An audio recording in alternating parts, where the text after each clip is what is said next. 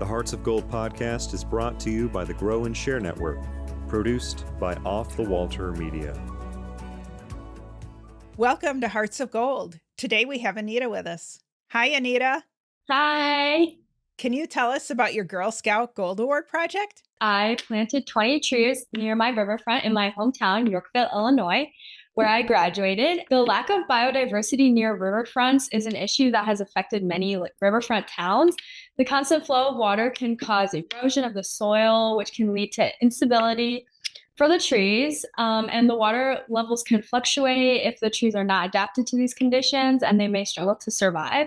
So that was something that I researched while doing my project. So I wanted to make sure that I found trees that were a good fit for the area and made sure that the area was good for these trees near the riverfront. And I just wanted to create a pretty environment in this park so people can feel more connected with their environment and town. So basically, I did this to support that biodiversity and also support that community involvement, also while having people volunteer and just raising awareness for this whole project and getting people to get out there, walk in these parks, go outside, just take a deep breath. How I started this was I went to the Parks and Recreation Department and I asked them what needs to be built on in this town, what needs to be better, what do I need to do to make this city better so I can do this for my Gold Award.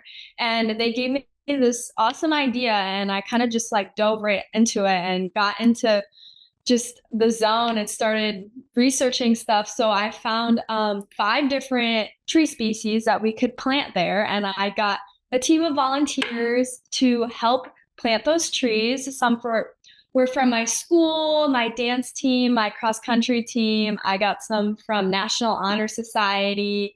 And it really was just so fun. And later on, I got to help the younger Girl Scout troops go water the trees. And it was really fun to just educate the girls on how my experience is in Girl Scouts as a woman now, because I'm 18, and to kind of encourage that to continue in Girl Scouts. So that's kind of the gist of it and what I got to experience and what the whole project is as a whole. Can you explain a little bit more about the biodiversity part? You said you found 5 tree species that you were able to then use. Can you explain a little bit more about the difference and the importance of that? If you have one tree species that could possibly cause, if there's a insect infestation, they could spread to all the trees. So they need to make sure that those trees are fit for the water and can help with those water levels, because the water levels are always fluctuating. So to make sure that those trees are best fit for water, for those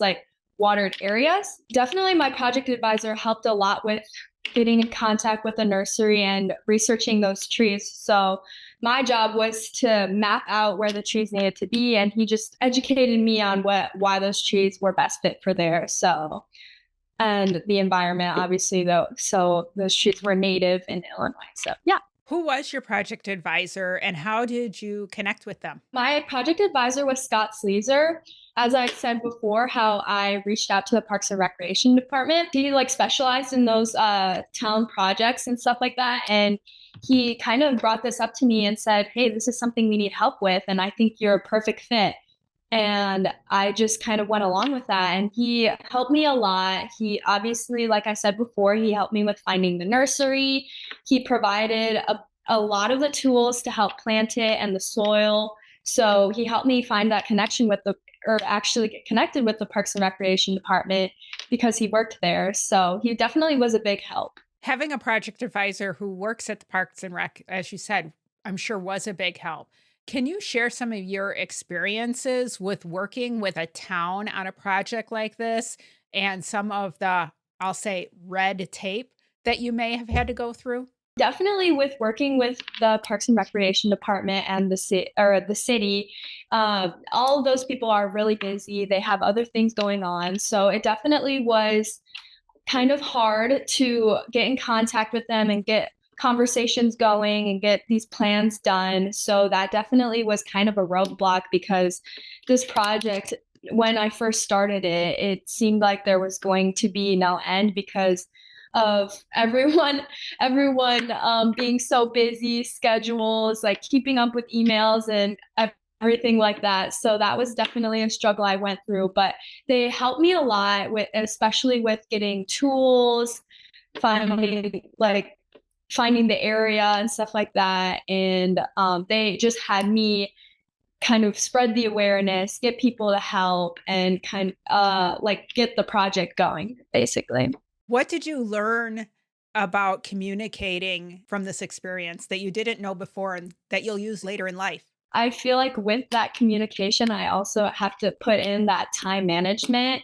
I definitely really needed to kind of manage my time well, especially since it was my senior year of high school, senior/junior year of high school. I needed to really just get my schedule down and make sure that I was staying on top of things so I could reach out to these people. And because that communication was hard, I needed to make sure that I was checking up on things, making sure people were responding. And I was really like getting things going rather than just waiting for responses and waiting for things to happen for me. I needed to really put myself out there and ask for things rather than expecting them to come from me. That's definitely, I'll put this, that's definitely something my dad says a lot. He says, if you need something to be done, if you have a question, just ask for it. Like that, nothing bad comes from asking. So You mentioned time management. You are a 3-sport athlete and you were doing this project, as you said, during your senior year.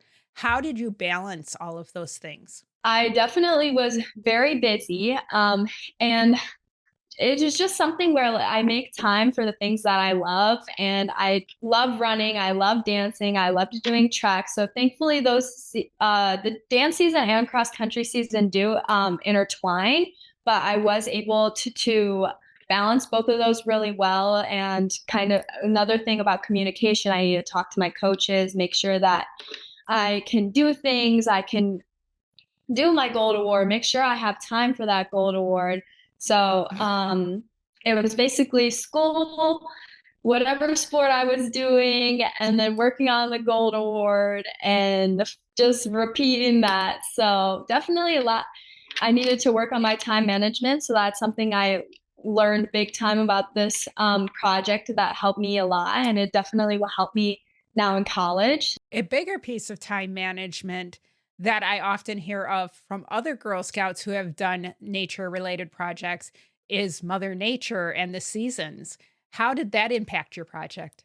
That was another thing that I couldn't see the end to it. So I started this in December. So it was very cold and we had to get past fall and everything so we could do it in like springtime or summertime. But we needed to make sure that the weather was just right. So it wasn't raining while we were volunteering, and also that it wasn't way too dry, way too hot. So we needed to make sure that the area was nice and good for planting the trees. You were honored to be the GSUSA scholarship winner for your council. Can you tell us what that scholarship means for you and give some insight to how that application process is different than what you do when you fill out your final report for the Gold Award? It is a big honor to me. I got to go to the annual meeting, and that was such a special moment to get that award and do the final bridging. And I had a speech, and it really meant a lot to me because that was kind of my last hurrah for Girl Scouts. And hopefully I will continue to stay in the Girl Scouts world, but that definitely it's a huge honor to me. It will forever make me feel connected to Girl Scouts that I got that big award. And I'm honored. And I would say the writing part is a big aspect of that award. So I kind of did use a lot of aspects from my final report, but that final report really, you just need to put all the details, put in all your pictures, and you need to make sure that you present that gold award really well so you can eventually earn the award. And it was kind of different because there was a lot more writing, and I needed to right, how I connected with the Gold Award and like what I got from it. And that was kind of the difference with it. Yeah, I find that those scholarship questions are much more personal, your personal connection to your project rather than the project itself. What other Girl Scout experiences have you had? Last year, another last hurrah for Girl Scouts, I got to go on a cruise with my Girl Scout troop, and that was so much fun. I got to swim with dolphins, and I got to have a week sleepover with my friends from my Girl Scout troop. It was really special to me because I had so many trips and so many fun adventures with these girls, and just to kind of wrap that up with such a special trip, it was amazing. I had so much fun. And also I've camped with these girls forever, and honestly I've gotten so many opportunities from Girl Scout, like this Gold Award, and I got to go to the annual meeting, and honestly these connections that I've made through Girl Scouts have really like made me the person I am now. There are so many beautiful people that have done so many inspiring things in Girl Scouts, and I'm so glad that I'm in this whole group. And I'm glad that I can make a difference with my Gold Award. And I've just had so many great experiences. My Girl Scout troop leaders were amazing, and they stayed with us since it feels like forever. And they're honestly, like, I would consider them like my mom's, kind of, because of how much they have done for me and my troop. So I've had many, many, many fun experiences. How many girls were in your troop last year? And what do you think kept you guys together through high school? Less than 10. Definitely my troop leaders helped out a lot. And especially since they're familiar faces, we're all friends. We all go to the same school. It was just something, my troop leaders definitely helped a lot with going around schedules, making sure that that time management was being made with girls who had other commitments and stuff like that.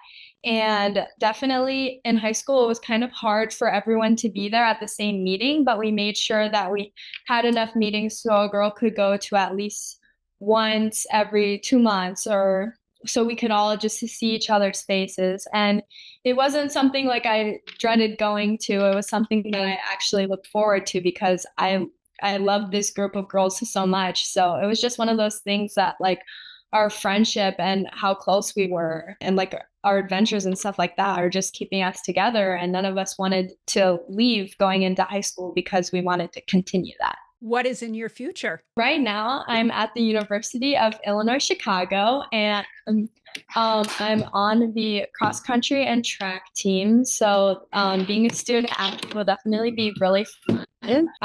Something that I had learned from my Gold Award was that I wanted to become a teacher because I loved teaching younger girls, and I loved teaching the other people about this problem that was going on, and I loved just teaching everyone. So that's definitely something that I wanted to start. So I'm in college studying mathematics for education. So I want to become a secondary teacher for math. And that's something that I found through my Gold Award. And I've learned so many great skilled life skills from Girl Scouts that will definitely help me out through college and after college and just life in general. What else would you like to share with the audience? If you're a Girl Scout right now, even though you might not see the end of your journey, stay in Girl Scouts because there are so many benefits to it. Make the most of your experiences, and just in life in general, make the most of it and make your own fun. Like, be comfortable with yourself and find yourself so you can really like blossom into the beautiful person that you are. Just make the most of everything. How do you make your s'mores? Unfortunately, do burn my s'mores a lot. So my s'mores are kind of burnt and black sometimes, but nice and ooey and gooey on the inside. But make sure I get that s'mores nice and toasted, and then just put it on the chocolate and the graham cracker and just go ahead and eat it. Well, thanks for joining us today. Of course. Thank you. Make sure to click follow or subscribe so you always know when new episodes are released. Power your passion and conquer your challenges. Thank you for listening. If you'd like to be on the show to share your story of how you earned your Gold Award, reach out and send an email to growandsshare@outlook.com. Be sure to catch up on our previous shows on any of your favorite podcasting platforms, as well as view the full video versions at youtube.com/Cheryl M. Robinson. Thanks again for listening, and we'll see you next time.